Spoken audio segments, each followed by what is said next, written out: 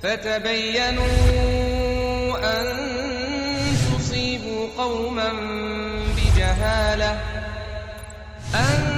تصيبوا قوما بجهالة فتصبحوا على ما فعلتم نادمين.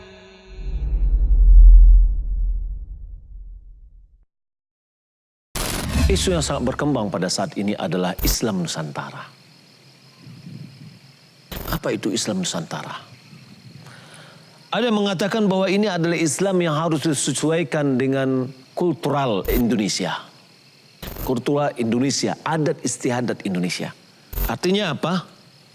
Pemahaman terhadap agama itu harus kita sesuaikan dengan adat istiadatnya orang Indonesia. Saya juga bingung jadinya. Bagaimana cara Islam yang ada di daerah yang hanya memakai pakaiannya menutup hanya sebatas kemaluan aja? Saya juga bingung. Bagaimana cara menyesuaikan Islam di daerah yang mana mereka mengkonsumsi babi? Ada di antara orang yang menyemangatkan untuk Islam Nusantara ini tidak boleh berbau-bau Arab. Saya tidak tahu sholatnya seperti apa. Apakah sholat orang Islam Nusantara itu berbahasa Indonesia? Istilah Islam Nusantara menjadi isu yang mulai ramai dibicarakan, sejalan dengan peran para budayawan dan orang-orang liberal di Indonesia. Dan nampaknya ini hendak dijadikan sebagai gerakan. Bahkan ada yang mengatakan fenomena membaca Al-Quran dengan langgam Jawa merupakan bagian dari proyek Islam Nusantara itu. Mengingat ini istilah yang asing bagi masyarakat, kita perlu tahu sebenarnya apa maksud mereka dengan istilah Islam Nusantara itu. Apakah maksudnya agama Islam yang dibongkar pasang, diganti sana-sini, sehingga menjadi agama sendiri yang berbeda sama sekali dengan ajaran Islam Nabi Muhammad SAW. Seperti halnya istilah Kristen Jawa yang berbeda sama sekali dengan ajaran Kristen lainnya. Atau Islam seperti apa? Pada episode kali ini kita akan meninjau bagaimana istilah Islam Nusantara ini dalam syariat Islam. Mari ikuti pembahasannya. Assalamualaikum warahmatullahi wabarakatuh. Alhamdulillah, segala puji bagi Allah yang mengutus Rasul-Nya dengan petunjuk dan agama yang benar untuk memenangkannya di atas segala agama, walaupun orang musyrik menyebar kebencian. Aku bersaksi bahwa tidak ada Rabb yang berhak diibadahi selain Allah dan bahwa Muhammad adalah utusan Allah dan hamba-Nya. Ya Allah, semoga keselamatan terlimpah atas Nabi Muhammad SAW, keluarganya dan para sahabatnya. Pemirsa, kata orang, tentu merupakan perkara yang disepakati di tengah seluruh kaum muslimin bahwa agama yang diturunkan oleh Allah Subhanahu wa taala kepada Nabi Muhammad SAW adalah agama yang sempurna. Karena apabila ada seorang muslim mengatakan agama Islam agama yang belum sempurna atau kurang, masih membutuhkan syariat baru, membutuhkan kitab baru selain kitab Al-Quran, membutuhkan nabi baru selain Nabi Muhammad SAW untuk menyempurnakan syariat, maka keyakinan ini adalah keyakinan kufur dan dapat mengeluarkan pelakunya dari agama Allah Subhanahu wa taala. Allah Subhanahu wa taala berfirman, "Pada hari ini telah kusempurnakan agama kalian untuk kalian dan telah kucukupkan nikmatku bagi kalian dan telah kuridhoi Islam sebagai agama kalian." Al-Quran Surah Al-Ma'idah ayat 3. Islam sering disalahpahami, khususnya dengan diidentikan dengan Muslim. Islam dan Muslim adalah dua istilah yang berbeda. Islam adalah agama, Muslim adalah pemeluknya. Islam sering diidentikan dengan perilaku kaum muslimin atau umat Islam. Padahal, sebagaimana perilaku penganut agama lain, perilaku seseorang muslim belum tentu mencerminkan ajaran atau syariat Islam. Lalu, bagaimana dengan istilah Islam Nusantara? Mengapa bukan Muslim Nusantara? Apakah Abang tahu Islam Nusantara itu? Pernah dengar nggak? Pernah dengar? Pernah, Bang. Pernah ya, Bang? Pernah. Saya pernah mendengar Islam Nusantara. Lai pernah dengar, Bang. Pernah, Bang. Iya, Bang. Dengar ada, Bang. Menurut Abang, apa yang Abang ketahui tentang Islam Nusantara, kok? Mungkin saya kurang memahami ya kalau misalnya Islam Nusantara ini gimana. Tapi sepengetahuan saya, sekedar informasi yang pernah saya dengar, Islam Nusantara ini menurut pandangan saya, untuk apa sih dibuat Islam Nusantara ini? Jelas-jelas kita punya agama dan sebenarnya Islam itu sudah cukup sempurna. Kenapa ditambah dengan embel-embel Nusantaranya? Apakah Islam itu juga dibedakan di tiap daerah? Seperti Indonesia ada Islam Nusantaranya, mungkin di Arab Saudi juga ada Islam Arabnya. Lalu kalau kita tambah, apakah itu juga akan menjadi solusi untuk Islam sebagaimana mestinya gitu? Tentang agama-agama di Nusantara lah. Ya. Islam Nusantara ko nang sa tahu awak solat ko pakai bahasa Indonesia. Oh, betul. Yang sa tahu awak ko, tapi awak nak setuju doh karenanya solat ko ndak bisa dibawa bahasa Indonesia, harus pakai bahasa Arab. Betul ah. Sepanjang awak ketahui ya. Islam Nusantara. Ya berarti kan berbeda aja awak. Itu kan aliran baru tuh. Ndak setuju awak. Kalau menurut saya pribadi, Islam itu ya Islam yang rahmatan lil alamin gitu. Jadi tidak ada Islam Arab, Islam Nusantara, nanti ada lagi Islam Inggris, Islam Perancis dan segala macamnya gitu kan. Jadi menurut saya ini adalah salah satu framing untuk memecah belah umat gitu. Jadi saya pribadi tidak setuju dengan adanya istilah Islam Nusantara dan Islam apapun namanya itu gitu. Mungkin kalau menurut Islam Nusantara yang mungkin yang awak kenal adalah sebuah proses dari dialektika, bahwa kita ketahui kan masuk Islamnya ke Indonesia ada proses asimilasi antara Islam dengan budaya lokal yang ada di daerah. Maka menurut saya itulah akar mula munculnya Islam Nusantara yang saya ketahui, karena sekarang ini kan Islam Nusantara ini jadi seperti topik yang sangat hangat, bukan hanya diperbincangkan oleh seorang mahasiswa, masyarakat dan orang yang lainnya. Islam Nusantara itu suatu hal yang baru atau? Mungkin kalau boomingnya mungkin yang saya rasa adalah sekarang, tapi adanya Islam Nusantara yang saya ketahui mungkin sudah ada begitu banyak yang bisa kita lihat sendiri di kehidupan nyata kita. Ya, bagaimana kayak Sunan Kalijaga menyebarkan agama Islam di tanah Jawa dan lain sebagainya. Ya, itu adalah sebuah gagasan yang nggak tahu siapa tadinya yang memunculkan bahwa Indonesia ada salah satu ormas, atau saya nggak sebut nama ormasnya, dia pengen Islam yang di Indonesia itu Islam Nusantara, yang maksudnya bukan Islamnya orang Arab, bukan Islamnya orang Pakistan, tapi Islam yang mencirikan Nusantara. Sebetulnya kan ini saya juga tidak tahu persis apakah ini di dalamnya nanti akan merubah akidah atau apa, saya nggak tahu persis. Ya itu intinya. Kalau awak pribadi menganggap Islam Nusantara itu sebagai suatu dialektika pemikiran sih, Bang. Jadi suatu pemikiran yang hasilkan dari menurut pribadi itu sendiri itu sebagai hasil dari perkembangan zaman, dan memang pemutaran pikiran yang terus bergulir, ya lahirlah hasil begitu. Gitu sih. Islam Nusantara kemarin yang diinfoan di TV-TV bahwasanya Islam yang kita dikotak-kotakkan, dan ini adalah kedoknya Islam liberal. Ya, mungkin dari yang anak ketahui sendiri, Islam Nusantara itu yang diakui oleh beberapa akademisi dari kebanyakan dari Jawa gitu, Bang. Jadi menurut dia Islam Nusantara ini Islam yang berkembang di Nusantara sendiri gitu, dan perpaduan dengan budaya-budaya yang ada berkembang di Indonesia zaman dahulu gitu. Jadi abang mendukung Islam Nusantara atau pertengahan atau gimana? Kalau menurut saya sah-sah saja. Itu kan pilihan. Ya, Mendukung atau tidak, Bang? Wih, dua katanya, berat juga nih. Atau pertengahan aja gitu. Tengah deh, karena belum paham. Apa itu Islam?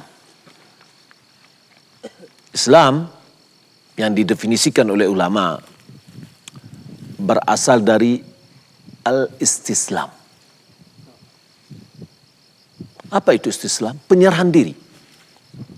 Maka ulama mengatakan Islam secara umum adalah istislam lillahi bitauhid. Menyerahkan diri kepada Allah dengan mentauhidkannya, mengesakannya dalam beribadah. Wa al-inqiyadu lahu bitta'ah. Tunduk dan patuh kepadanya dengan ketaatan. Wal bara'atu minasyirki wa ahlihi. Dan berlepas diri dari syirik dan pelaku-pelakunya. Islam secara umum adalah menjalankan syariat yang Allah turunkan kepada nabi-nabinya. Maka semenjak Nabi Nuh, orang yang dinamakan dengan Muslim atau Islam adalah orang yang menjalankan syariat yang diturunkan kepada Nabi Nuh. Orang yang kafir adalah orang yang tidak mengikuti syariat yang diturunkan oleh Allah kepada Nabi Nuh. Maka orang-orang yang mengikuti beliau sehingga mereka diselamatkan di atas kapal Nuh, itu adalah orang-orang Islam. Nabi Ibrahim, Nabi dan Rasul. Orang Islam pada zaman Nabi Ibrahim adalah orang yang mengikuti ajaran Nabi Ibrahim. Ajaran Nabi Ibrahim adalah mentauhidkan Allah. Coba kita lihat bagaimana Nabi Ibrahim dijelaskan oleh Allah Subhanahu wa taala dalam surat Al-A'raf dan di dalam surat Al-Anbiya. Bahwa bagaimana terjadi dialog antara dia dengan kaumnya atau antara dia dengan bapaknya. Ini menunjukkan bahwa agama Islam itu bukan agama keturunan. Karena bapaknya seorang pembuat patung.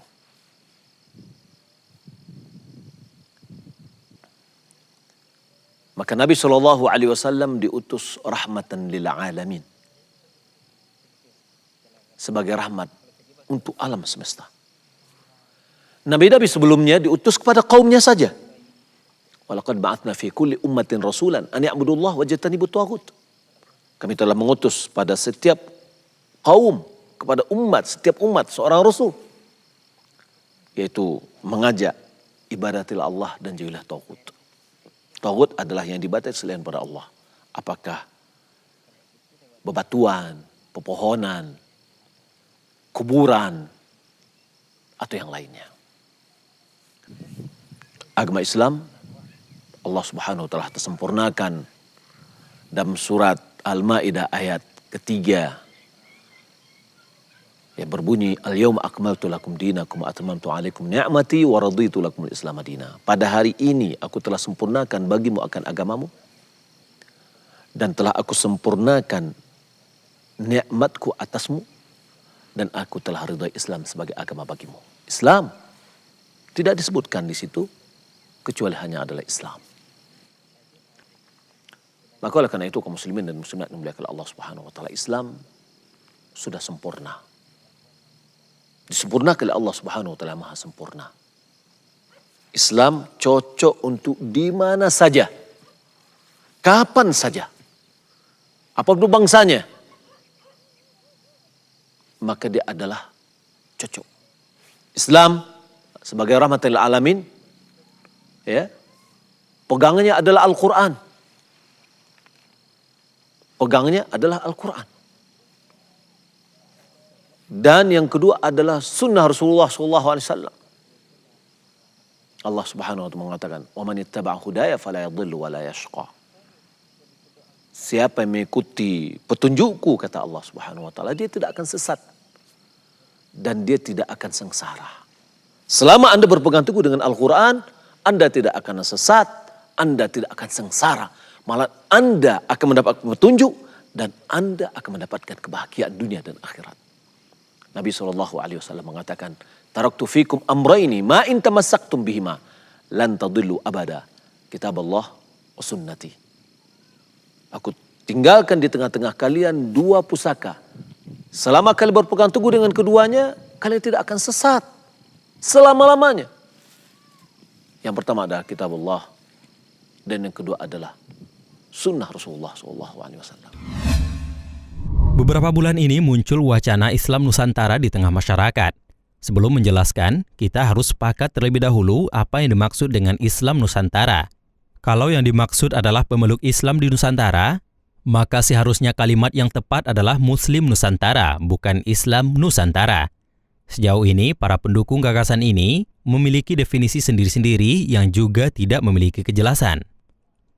Jika kita melihat di Wikipedia Ensiklopedia Bebas, Islam Nusantara adalah suatu wujud empiris Islam yang dikembangkan di Nusantara setidaknya sejak abad ke-16 sebagai hasil interaksi, kontekstualisasi, indigenisasi, interpretasi, dan vernakularisasi terhadap ajaran dan nilai-nilai Islam yang universal, yang sesuai dengan realitas sosio-kultural Indonesia. Istilah ini secara perdana resmi diperkenalkan dan digalakan oleh organisasi Islam Nahdlatul Ulama pada tahun 2015 sebagai bentuk penafsiran alternatif masyarakat Islam global yang selama ini selalu didominasi perspektif Arab dan Timur Tengah. Islam Nusantara didefinisikan sebagai penafsiran Islam yang mempertimbangkan budaya dan adat istiadat lokal di Indonesia dalam merumuskan fikihnya.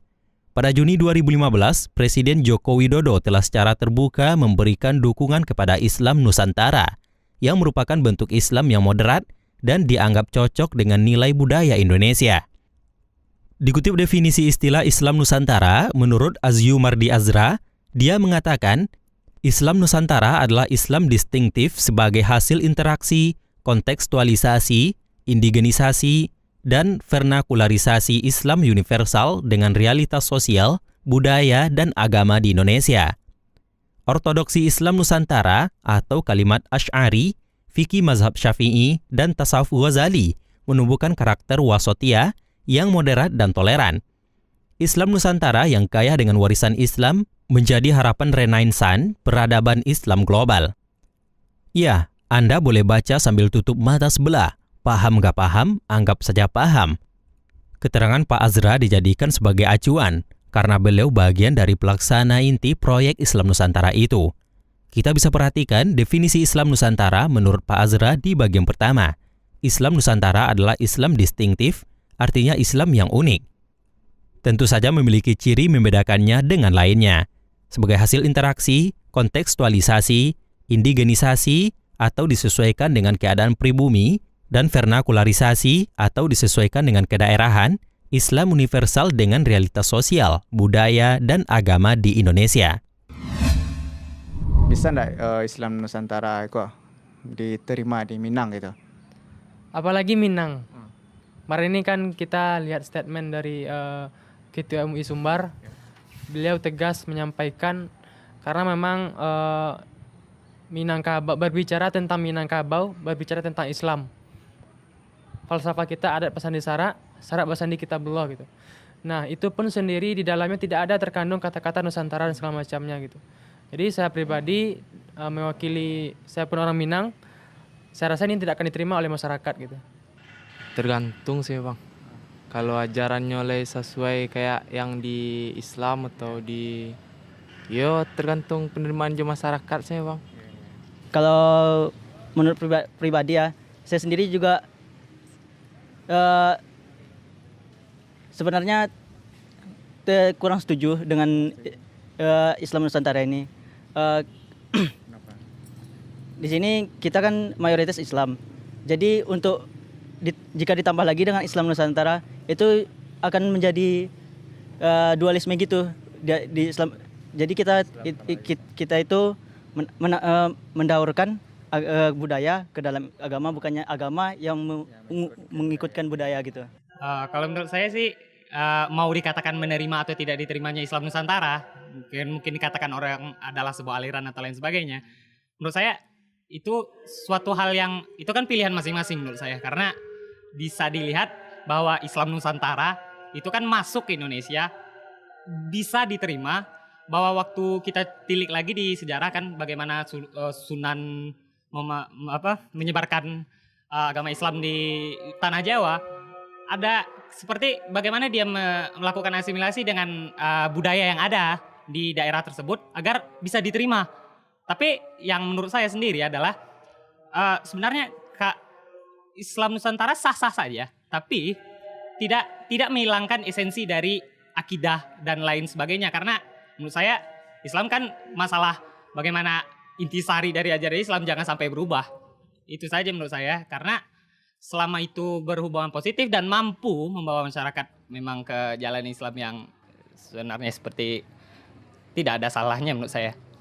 Ya menurut saya kalau Islam ini ya sebenarnya kan Islam itu bukan Islam yang berarti harus seperti Indonesia, seperti Minangkabau, Islamnya Makassar, bukan itu yang dimaksud.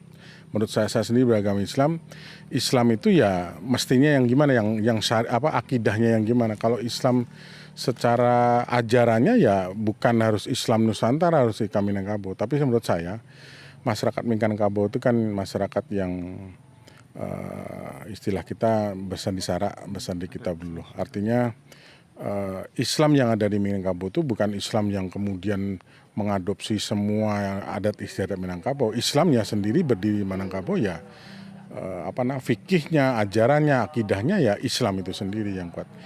Saya sendiri tidak berposisi pada menyalahkan atau membenarkan juga tentang Islam Nusantara, tapi bagi saya ya tolong dilihat lagi lah apakah itu juga kebenarannya, terutama mohon kepada Ustadz, ulama-ulama, terutama ulama Sumatera Barat, karena kita tinggal di Sumatera Barat. Saya kira itu perlu dikaji kalau memang itu mau dijalankan, saya kira apakah cocok atau tidak dengan adat istiadat kita. Pribadi ya Bang, pribadi saya menganggap Islam Nusantara, kalau saya pribadi masih belum dalam gitu. Jadi tapi terhadap simbol-simbol yang dihasilkan seperti kayak tradisi-tradisi Islam yang dikaitkan dengan Islam seperti ini preman kayak tabui dan suluk mungkin di daerah-daerah itu. Jadi telah menyatu ya. Jadi Islam datang ke Indonesia sendiri mungkin dengan proses-proses asimilasi budaya yang kayak gitu. Jadi untuk sekarang ya begini aja lah gitu. Kalau diterima apa tidaknya tergantung pemikiran orang-orang. Karena pemikiran kan tidak bisa dipaksakan. Dia akan ada terus walaupun dikekang, percuma mengungkap pemikiran. Ya dari anak sendiri, kalau dari pandangan anak sendiri pribadi itu Islam Nusantara itu dari adat sendiri kan, itu kan adat bersandi syarak. Jadi yang kita syarak bersandi kitabullah. Jadi yang Islam dari kita itu Islam menurut kitabullah sendiri gitu. Dan yang dari Islam menurut kitabullah itu hanya satu dan umatnya Muslim sendiri gitu. Jadi dari kalau ada yang mengaku umatnya di luar mengakui ada yang seperti golongan ini itu harusnya cuma satu gitu, tergabung dalam satu Muslim gitu, satu Islam gitu. Kalau dari kita masyarakat Minangkabau itu tidak bisa diterima karena memang Islam itu adalah rahmatan lil alamin, mana diterima seluruh alam dan tidak bisa kita dikotak-kotakan atas berdasarkan wilayah, negara ataupun suku. Melihat misalnya bagaimana menyebarnya di Indonesia, menemukan pro dan kontra tadi, sebenarnya kembali lagi. Sebenarnya kita harus mungkin bagi mahasiswa sendiri dan juga masyarakat lebih banyak mungkin melakukan diskusi-diskusi lagi. Kita dalami sebenarnya Islam Nusantara itu bagaimana dulu. Jangan sampai terjadi kan asumsi di atas asumsi nantinya.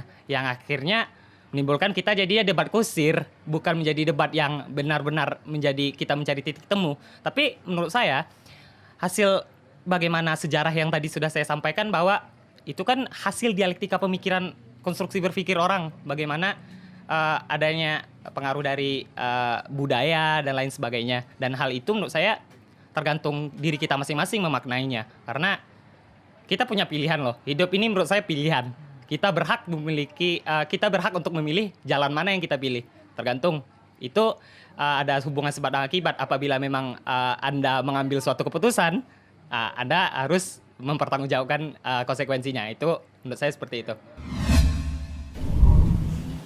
Nah, ada yang mengatakan konsep awal yang pernah saya dengar dahulu, Islam Nusantara itu sebenarnya adalah Islam Ahlus Sunnah wal Jamaah. Ya kalau itu yang dimaksud, kenapa harus dipakai istilah Nusantara? Toh Ahlus Sunnah wal Jamaah bukan monopoli orang Nusantara. Ahlus Sunnah wal Jamaah bertebaran di seluruh penjuru dunia ini dan bukanlah menjadi monopoli orang Nusantara. Itu sama saja dengan mengklaim milik bersama menjadi milik pribadi, dan itu jelas keliru. Kemudian ada yang mengatakan bahwa Islam Nusantara itu dari sisi fikihnya bermadhab Syafi'i.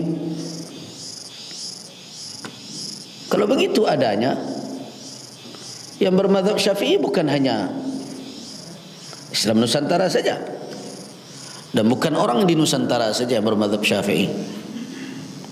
Banyak bangsa-bangsa lain juga mengikuti madhab Syafi'i di dalam fikih. Kalau mereka mengatakan bahwa Islam Nusantara itu adalah Islam yang ramah, apakah Islam itu pada asalnya tidak ramah sehingga perlu memberi keterangan Nusantara agar dia terkesan ramah? Itu tuduhan serius terhadap ajaran Islam. Karena apa? Keramahan, kelembutan adalah sifat dasar dari Islam itu sendiri. Nabi SAW diutus dengan keramahan, dengan toleransi. Kalau ada yang mengatakan bahwa Islam Nusantara itu adalah wasati, yaitu Islam yang moderat atau Islam yang tawazun, yang berimbang antara dunia dan akhirat, antara fisik dengan non fisik, tidak menjadi radikal, tidak pula menjadi liberal. Itu bukan monopoli orang Nusantara. Itu karakter Islam secara mendasar. Nah, kalau ada yang mengatakan Islam Nusantara dilahirkan untuk membedakan dengan Islam Arab, nah ini bermasalah lagi. Memangnya apa itu Islam Arab? Apakah dikarenakan di Arab sekarang terjadi peperangan di mana-mana, kemudian kita seenaknya saja menuduh bahwa Islam yang dianut oleh orang Arab itu mengajarkan kekerasan? Apakah kita akan suruh rakyat Palestina walaupun dihujani dengan bom, dilindas dengan tank, anak istri dibunuh di hadapan mata, kemudian kita katakan Anda tidak perlu melawan, so kalau Anda melawan Anda menjadi Islam yang radikal? Apakah begitu? Coba bayangkan surut ke belakang. Dahulu ketika kita melawan penjajah, terjadi pertempuran demi pertempuran. Ketika itu, apakah orang Arab di saat itu menganggap bahwa agama Islam yang kita anut di Nusantara ini radikal karena kita mengangkat senjata ketika itu? Kan tidak. Malah mereka simpati dengan perjuangan bangsa ini. Mereka bantu kita dengan persenjataan. Ketika kita mengumandangkan kemerdekaan pertama kali, siapa yang pertama sekali mengakui kemerdekaan kita? Orang Arab. Nah, sekarang mereka dalam kondisi diadu domba dalam kondisi yang lemah dari sisi politik dan berbagai macam, sehingga mereka mendapatkan ujian berat saat ini. Bukannya kita simpati dengan kondisi mereka, berusaha untuk mendamaikan mereka, tapi malah menuduh Islam mereka adalah Islam radikal yang menyebarkan teror di mana-mana. Tapi kalaupun belum terjadi perdamaian di Timur Tengah, tidak ada hak kita sebagai Muslim apalagi menuduh bahwa agama Islam yang dianut oleh orang Arab adalah Islam radikal. Ini tuduhan serius. Nah, dengan alasan itulah makanya dimunculkan Islam Nusantara. Nah, kalau dinamakan bahwa Islam Nusantara itu ada menyebut Islam inklusif, Islam yang merangkul, bukan Islam eksklusif, Islam yang mengisolasi diri dari orang lain. Ingat, kalau makna inklusif itu adalah merangkul orang, dalam makna adalah bermuamalah dengan orang lain non-muslim dengan adab yang dibenarkan oleh syarak, itu bukanlah monopoli Islam Nusantara. Nabi SAW bermuamalat dengan non-muslim. Beliau menggadaikan baju besi beliau kepada orang Yahudi. Itu ajaran Islam pada asalnya. Nah, kalau yang dimaksud dengan Islam Nusantara itu adalah Islam sebagaimana yang dikembangkan oleh Wali Songo dahulu, nah itu bermasalah lagi. Kenapa? Wali Songo cuma ada di Jawa. Di Sumatera Barat tidak ada Wali Songo. Yang ada Wali Negari, Wali Jorong.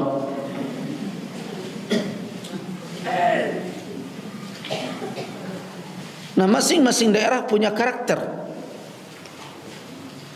Nusantara ini terdiri dari pulau-pulau yang banyak, suku-suku yang banyak, memiliki karakter yang berbeda-beda.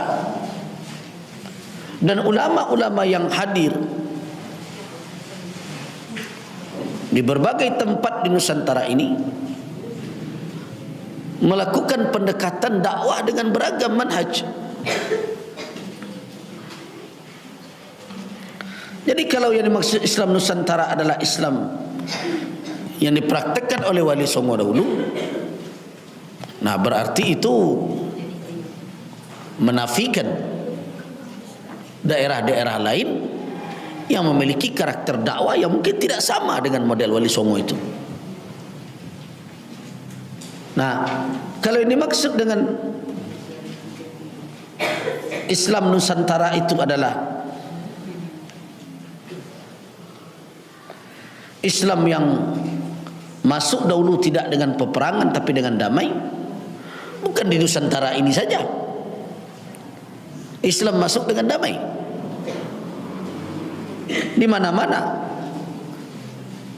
Karena tidak ada di dalam konsep Islam memaksa orang untuk memeluk Islam. Jadi menambah-nambah ajaran Islam, menambah-nambah label pada Islam, itu menimbulkan apa? Bahayanya adalah mengaburkan substansi dari Islam itu sendiri. Seolah-olah orang Nusantara ini bisa memunculkan atau memberikan karakter tersendiri terhadap Islam yang tidak dimiliki oleh masyarakat lain. Padahal yang kita sebutkan itu telah jauh-jauh hari dibicarakan orang di Arab sana sebelum Islam masuk ke tanah air ini. Nah, jadi bagaimana sikap kita sebenarnya? sebagai masyarakat muslim di ranah Minang. Karena saya dengar gencar sekarang ini akan disosialisasikan Islam Nusantara itu ke ranah Minang ini. Kan ada seminar di perguruan tinggi Islam. Anak-anak kita yang sekolah di situ akan dicekokin dengan itu. Di Sumatera Barat, Islam Nusantara tidak diperlukan, tidak dibutuhkan. Jadi bawa sajalah keluar pulang kembali. Tidak ada gunanya. Tidak ada gunanya yang seperti itu dibawa ke ranah Minang ini. Dan hanya akan menghabiskan energi, hanya akan mengacaukan pemahaman umat dan akan merusak hubungan antar umat Islam. Nah, karena itu melalui media ini saya mengimbau tokoh-tokoh Sumatera Barat, baik yang berada di perguruan tinggi atau dimanapun, janganlah menjadi menara gading yang di perguruan tinggi. Para penguasa, janganlah hanya takut kepada atasan. Di ranah Minang ini kita punya karakter yang membuat masyarakat di negeri ini terhormat. Ada satu pantang bagi kita. Apa itu? Pantang kunyang dek kunyi, pantang lama dek santan. Artinya apa? Bahwa orang Minang tidak mengenal prinsip asal bapak senang. Orang Minang tidak takut kehilangan jabatan demi mempertahankan marwahnya. Nah, semangat itu harus dikembalikan oleh intelektual Minangkabau, oleh para pemimpin Minangkabau, dengan berbagai pertimbangan tadi, bahwa penamaan Islam dengan embel-embel tambahan hanya akan membawa kekaburan substansi Islam itu sendiri di pandangan, di mata umat. Maka ulama Sumatera Barat melalui Majelis Ulama Sumatera Barat dan MUI Kabupaten Kota se-Sumatera Barat, sekali lagi saya katakan, menyatakan bahwa Islam Nusantara tidak dibutuhkan di ranah ini.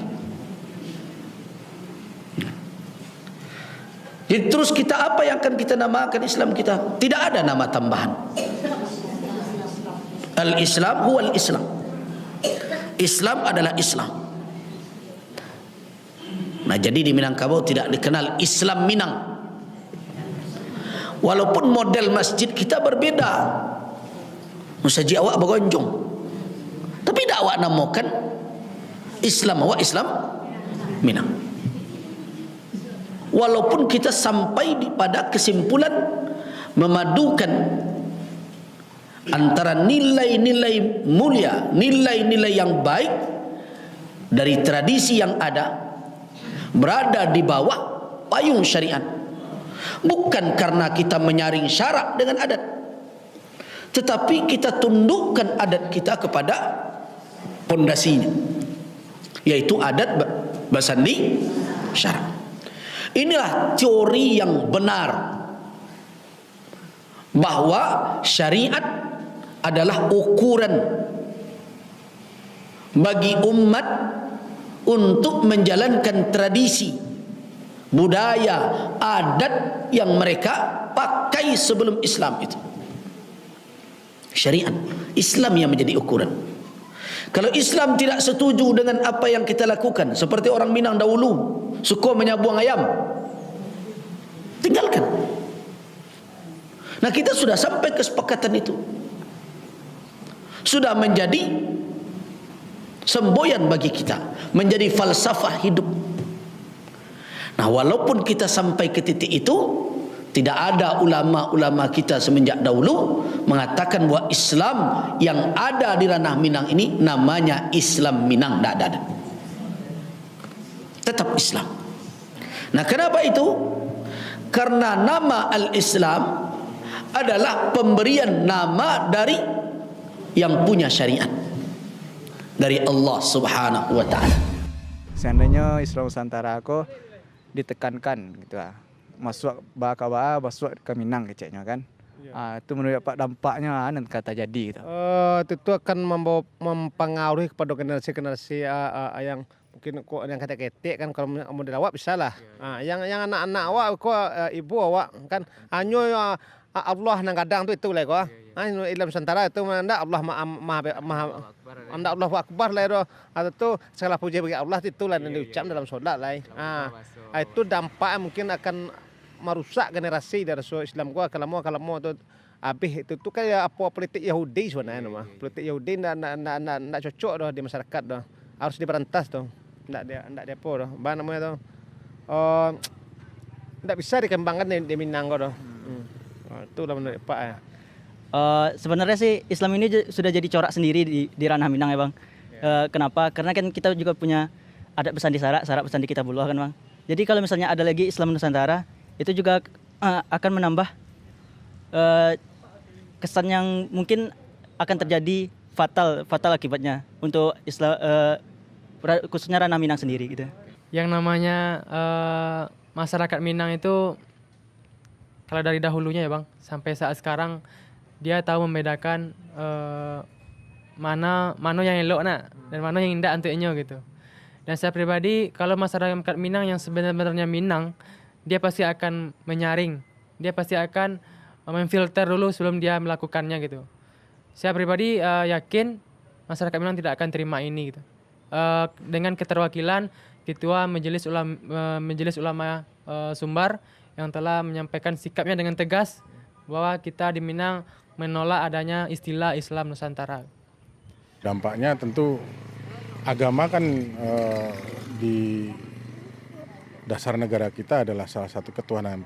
Kita orang Indonesia harus beragama, tetapi agama yang kita anut tentu agama yang diyakini oleh masyarakat masing-masing. Tidak harus pemerintah boleh saja menyampaikan bahwa Islam yang harus dinamakan. Tapi kan bagaimana menjalankan adat istiadat sendiri, agama ibadah orang beribadah terhadap agamanya tidak boleh juga dipaksakan. Artinya ya apa yang mereka yakini ya sepanjang itu tidak keluar dari ajaran Islamnya. Saya kira itu ya. Ya, kalau dampaknya sendiri mungkin seperti kita tahu sendiri ya kan, kita memulai dari akhir zaman sekarang. Jadi Islam itu akan mulai bobrok sesuai dengan akhir zaman. Jadi dari Nabi sendiri kalau kita tetap mengikuti adanya Islam Nusantara, maka kita akan berkembang terus sampai akhir zaman dan Islam itu akan bobrok gitu sendiri itu, Bang. Jadi jika itu masih ada di Sumbar, itu terutama dari Minang dan MUI Sumbar pun menolak. Makanya kita harus sepakat dengan ulama yang ada di Sumbar untuk menolak Islam Nusantara ini sendiri gitu.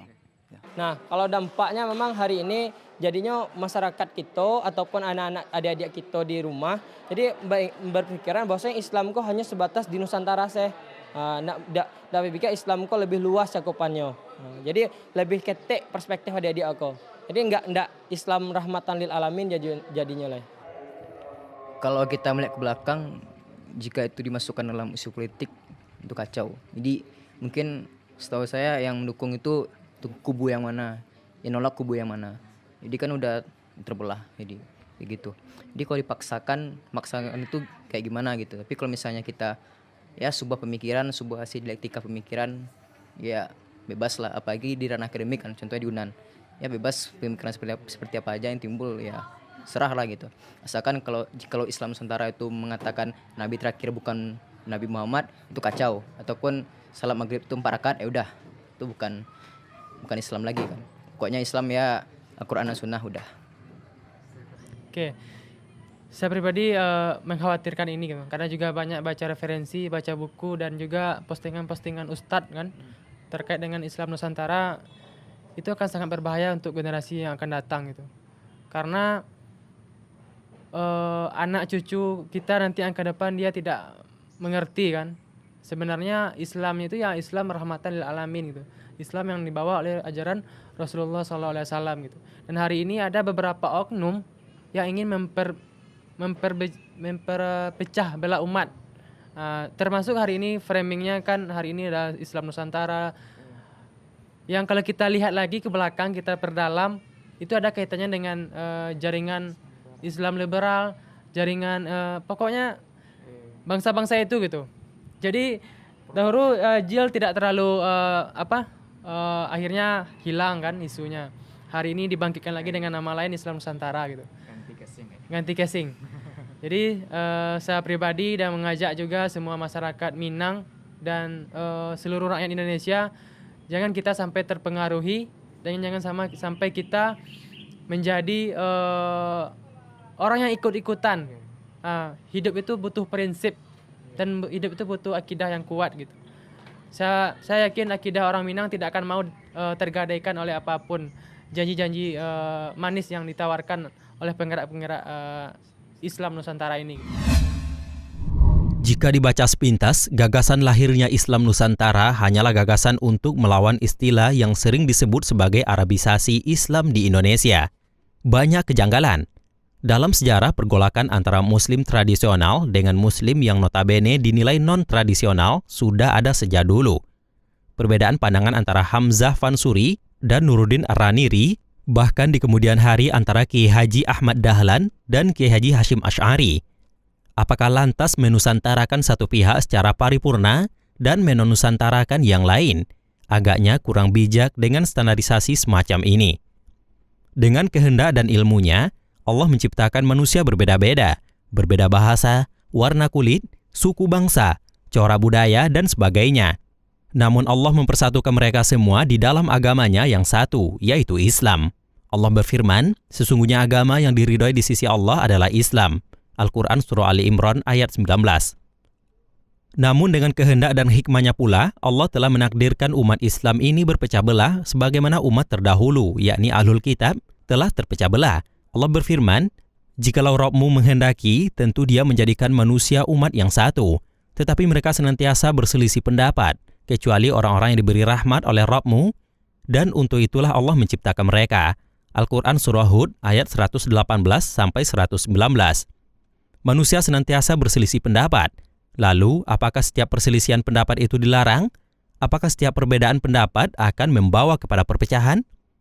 Allah melarang perpecahan walaupun perpecahan itu sendiri merupakan kehendaknya. Maka oleh sebab itulah Allah Subhanahu wa taala memberikan jalan keluar dari perpecahan. Allah memerintahkan supaya berpegang teguh kepada jalannya, yaitu jalan golongan orang yang selamat atau firqatun najiyah, atau kelompok yang mendapat pertolongan atau ta'ifatun mansurah. Dari Ibnu Mas'ud radhiyallahu anhu ia berkata, Rasulullah shallallahu alaihi wasallam membuat garis lurus dengan tangannya sambil bersabda, "Ini jalan Allah yang lurus."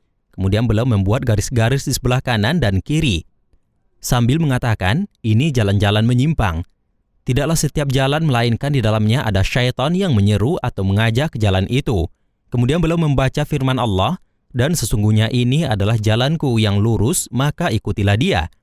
Dan janganlah kalian mengikuti jalan-jalan lain yang menyimpang, yang memecah belah kalian dari jalannya.